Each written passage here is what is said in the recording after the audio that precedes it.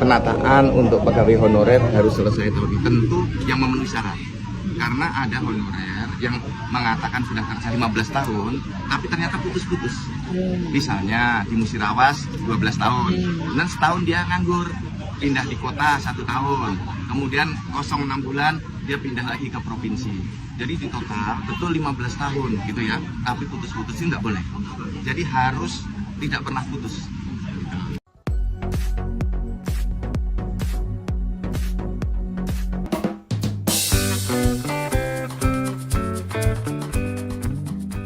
Assalamualaikum warahmatullahi wabarakatuh. Apa kabar Bapak Ibu semuanya? Di video kali ini kita akan mengupdate informasi berkaitan dengan P3K paruh waktu, di mana kita diminta waspada Pemda yang mengontrak P3K paruh waktu untuk masa kerja 5 tahun.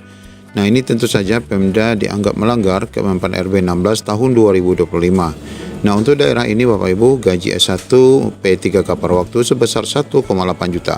Bagaimana info lengkapnya, ikuti video ini sampai selesai.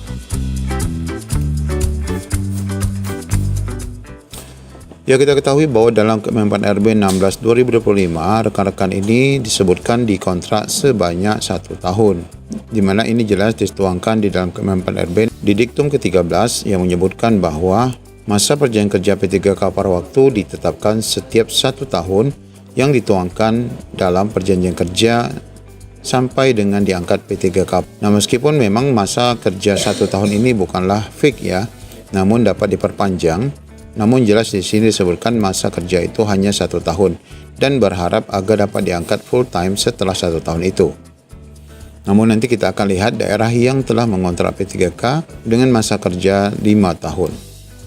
Ya, sedangkan di sisi lain Bapak Ibu, ini ada kecurigaan ya dari salah satu ketua aliansi honorer, di mana adanya isu untuk perebutan kursi atau penjualan kursi P3K penuh waktu ya, yang nanti akan dialih oleh rekan-rekan dari P3K paruh waktu. Faisal Mahardika selaku Ketua Forum Honorer menyerukan agar P3K paruh waktu dari Honorer Database PKN merapatkan barisan untuk mengawal alih status menjadi P3K penuh waktu. Karena menurut dia ada laporan ada gelagat jual kursi P3K penuh waktu yang dilakukan BKD. Nah, di sini Bapak Ibu, oleh Bunda Nur dihimbau agar rekan-rekan ini tidak menaruh curiga ya kepada BKD. Bunda Nur mengimbau seluruh honorer untuk tidak buru-buru meminta naik status menjadi full time, apalagi disertai dengan kecurigaan yang belum jelas. Dia mengatakan alangkah bijaknya jika honorer menjalin dulu bagaimana sistem P3K paruh waktu itu. Jangan ingin cepat-cepat menjadi penuh waktu, namun jalani dahulu dan rasakan sistemnya bagaimana. Nah, sedangkan informasi yang baru saja kita dapatkan adanya P3K paruh waktu yang dikontrak 5 tahun ya. Nah, kalau dikontrak 5 tahun ini kira-kira kapan ya diangkat menjadi P3K penuh waktu ya rekan-rekan semua. Mari kita lihat. Sebagian besar instansi atau Pemda itu memberi durasi kontrak P3K paruh waktu adalah 1 tahun. Ini sesuai dengan ketentuan di diktum 13 tadi pada Kemenpan RB 16 2025 tentang paruh waktu. Kemudian di diktum 13 di mana bunyinya adalah masa perjanjian kerja paruh waktu ditetapkan setiap 1 tahun yang dituangkan dalam perjanjian kerja sampai dengan diangkat menjadi P3K paruh waktu.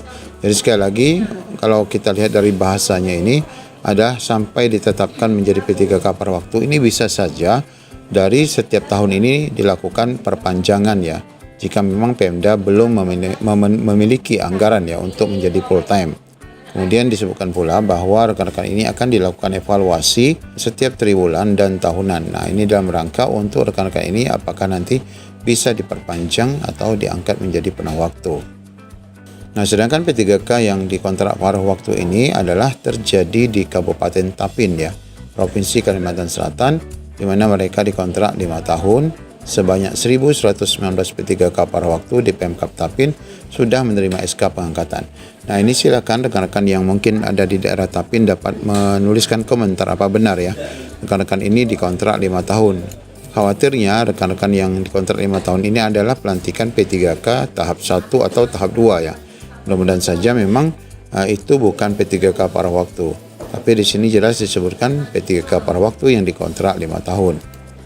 Di mana menurut Kepala BKPSDM Kabupaten Tapin, Gusti Rida, Dia mengungkapkan bahwa memang mereka dikontrak 5 tahun dan bahkan bisa diperpanjang sesuai evaluasi kinerja. Nah, ini kita curiga barangkali ini bukan P3K paruh waktu.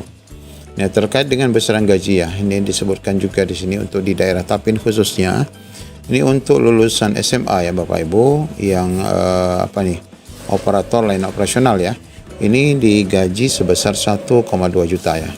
Kemudian untuk D3 itu digaji sebanyak 1,5 juta, sedangkan untuk penata layanan operasional ataupun S1 ini digaji 1,8 juta.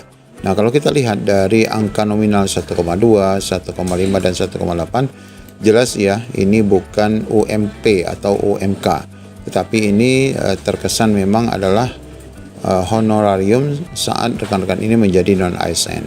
Nah, untuk tunjangan tambahannya di sini belum diinformasikan lebih lanjut. Ya, mudah-mudahan tahun depan atau mudah-mudahan ke depannya nanti akan ada kabar baik. Ini menurut informasi dari BKPSDM Kabupaten Tapin. Nah, Bapak Ibu, jadi saya lagi silakan rekan-rekan yang berada di Tapin dapat berkomentar apakah benar rekan-rekan ini dikontrak 5 tahun. Namun, ya jika memang ini benar-benar terjadi, jelas ya Pemda Tapin telah melanggar ketentuan Kemenpan RB 16 yang telah menyebutkan ini masa kerjanya adalah 1 tahun. Ya, selain itu informasi pelantikan ya P3K paruh waktu ini ada kemungkinan besar dilaksanakan di Desember. Ini ada informasi dari daerah mana nih, kita lihat daerah Purbalingga ya, di mana pelantikan P3K paruh waktu 2025 di lingkungan Purbalingga ini ada kemungkinan besar baru akan bisa dilaksanakan pada Desember 2025. Hal ini diungkapkan oleh PLT Kepala BKD yaitu Bambang Wijonarko kepada Radar Mas Kamis kemarin ya.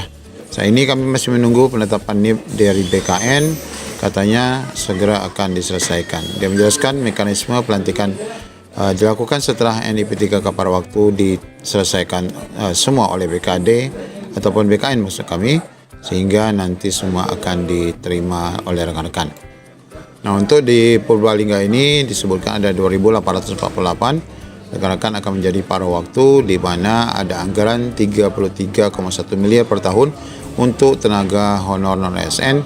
Jika seluruh non-ASN diangkat paruh waktu, maka diperlukan tambahan anggaran 15,1 miliar sehingga total menjadi 48,2 miliar per tahun.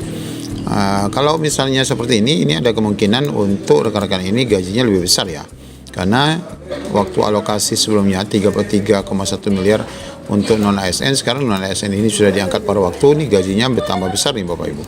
Ada tambahan ya, 15,1, ini berarti ada kemungkinan rekan-rekan ini akan dinaikkan ya gajinya saat menjadi P3K paruh waktu.